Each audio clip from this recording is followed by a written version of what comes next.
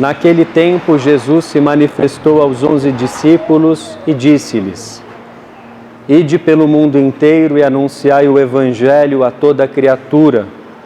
Quem crer e for batizado será salvo. Quem não crer será condenado.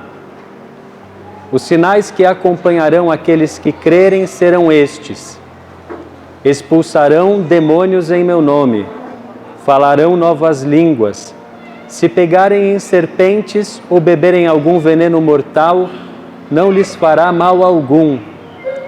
Quando impuserem as mãos sobre os doentes, eles ficarão curados. Depois de falar com os discípulos, o Senhor Jesus foi levado ao céu e sentou-se à direita de Deus. Os discípulos então saíram e pregaram por toda parte. O Senhor os ajudava e confirmava a sua palavra por meio dos sinais que a acompanhavam. Palavra da salvação. Glória ao Senhor.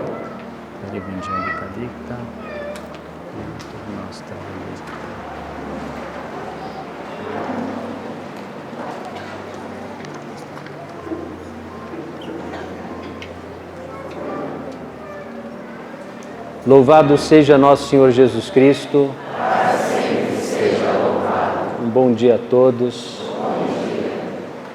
Hoje a igreja celebra a festa da Ascensão de nosso Senhor Jesus Cristo aos céus. Na verdade, essa festa é comemorada em âmbito universal na igreja na última quinta-feira, isso é, 40 dias após a Páscoa e 10 dias antes da solenidade de Pentecostes. Mas por ser um dia de preceito, a Ascensão, e como não é feriado no Brasil nesse dia, a igreja, para facilitar que os fiéis vão à missa nesse dia santo, transfere para o domingo. E na Ascensão, nós comemoramos aquela verdade de fé que nós repetimos e professamos em todos os domingos, de que Jesus subiu aos céus, está sentado à direita, onde está sentado à direita do Pai Todo-Poderoso. E a primeira leitura de hoje descreveu esse fato de uma maneira muito simples, singela, mas que revela algo bastante profundo sobre o mistério da Ascensão. Diz o seguinte, descreve assim: Jesus então foi levado ao céu à vista dos discípulos. Uma nuvem o encobriu, de forma que os seus olhos não podiam mais vê-lo. A ascensão de Cristo consiste nisso. Os olhos dos discípulos não podiam mais vê-lo. Eu faço uma pergunta para vocês. Depois de subir aos céus, Jesus passou a estar ausente deste mundo?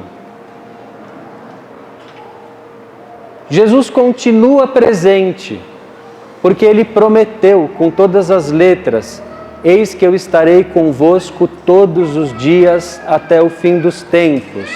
Ele continua presente, mas Ele continua presente de uma maneira invisível.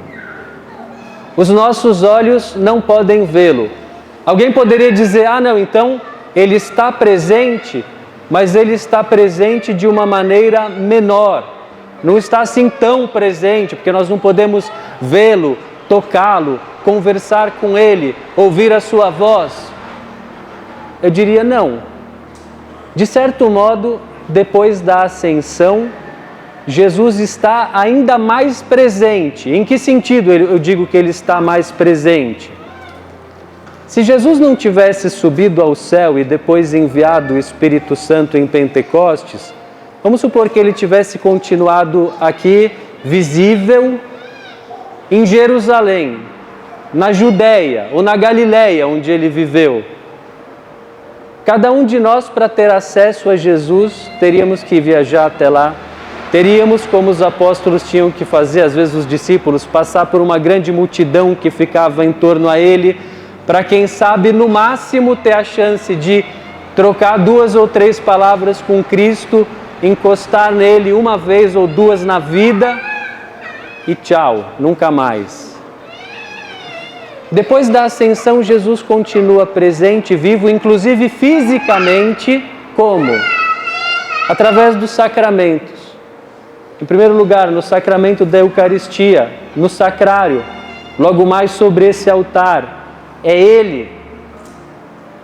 É Jesus quem diz quando você se confessa: eu te absolvo dos teus pecados. É Ele quem te perdoa.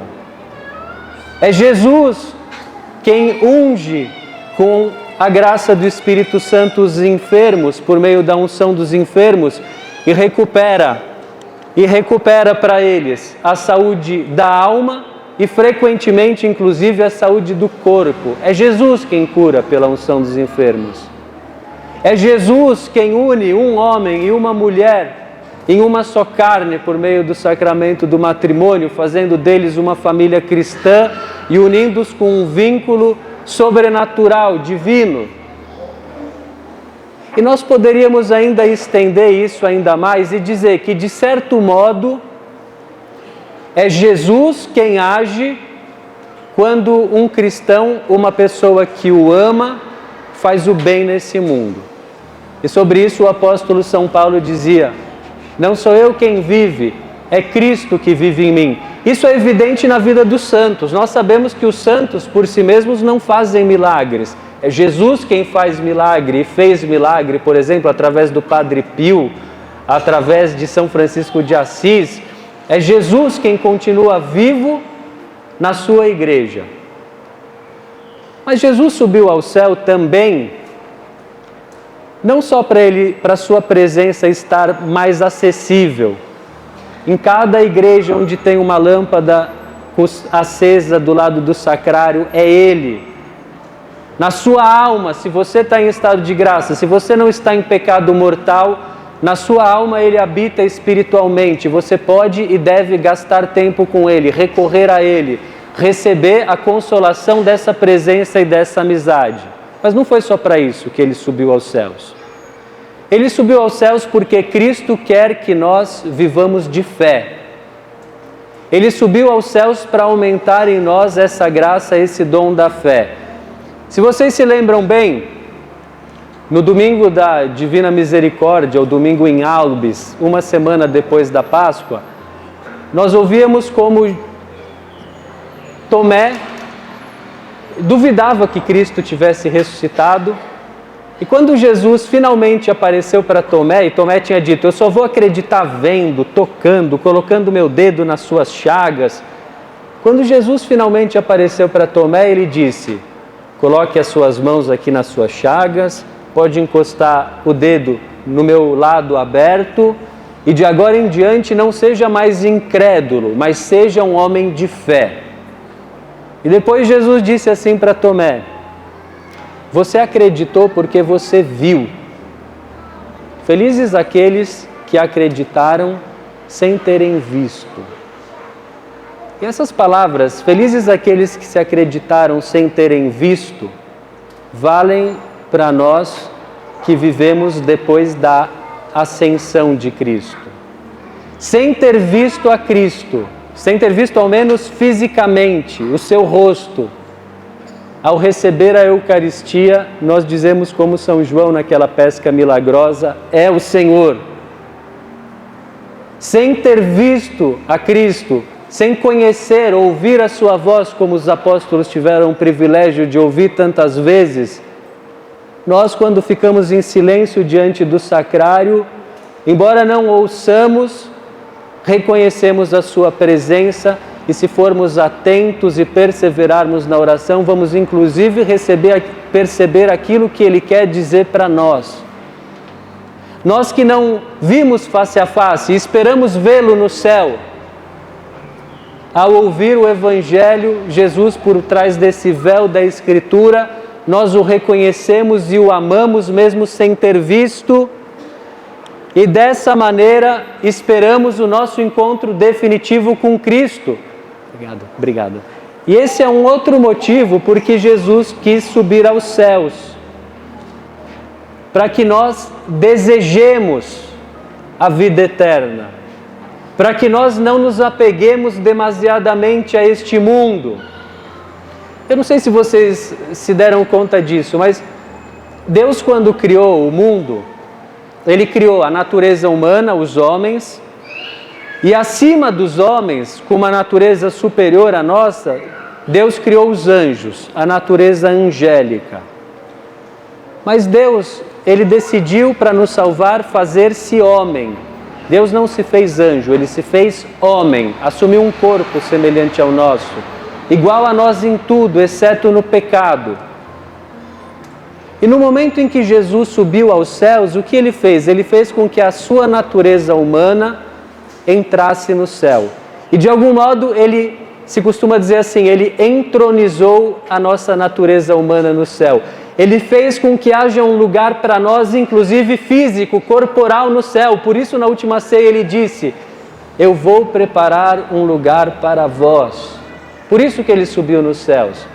E com isso, Ele quer que nós tenhamos um profundo desejo da vida eterna. Jesus quer que nós nos sintamos cidadãos do céu, como Ele já está, como a Virgem Maria assunta em corpo e alma aos céus já está. Jesus quer, e é isso que eu convido todos a fazerem hoje, que nós, como o Salmo 26, nos dirijamos ao Senhor com confiança e digamos: Senhor, é a vossa face que eu procuro. Não me escondais a vossa face, é a vossa face que eu procuro. Que nós queiramos ver a Cristo sem véus, queiramos ver o seu rosto, queiramos ouvir face a face a sua voz, queiramos ouvir aquelas palavras que o Senhor prometeu para quem perseverar na fé e na caridade e morrer no amor a Cristo, servo bom e fiel, entra na alegria do Senhor. Queiramos não colocar um falso paraíso artificial, passageiro, que vai ser destruído nesse mundo, mas coloquemos a nossa esperança em Deus, desejemos passar a nossa eternidade com Ele, com a Virgem Maria, com São José, com todos os santos, com as pessoas que nós amamos, que morreram em Cristo, pelas quais nós rezamos e temos a esperança de que foram salvas e que estarão conosco na vida eterna. E vamos pedir essa graça hoje para Nossa Senhora. Nossa Senhora, Mãe de Deus, é nossa mãe também, recebeu esse privilégio de antecipadamente ser assunta aos céus e já estar com o Senhor na sua alma e também no seu corpo, fisicamente. Vamos confiar a intercessão de Nossa Senhora às pessoas que nós amamos. Hoje, do modo especial, claro, aqueles cujas mães já faleceram, nós pedimos ao Senhor pelo seu descanso eterno, pedimos a intercessão da Santíssima Virgem por elas e pedimos a Nossa Senhora de Fátima, cuja festa nós vamos celebrar amanhã, que nós possamos estar com ela também na glória um dia, junto com a Virgem Maria, com Jesus que hoje sobe aos céus. Nós triunfemos com Cristo, participemos da sua ressurreição. Louvado seja nosso Senhor Jesus Cristo.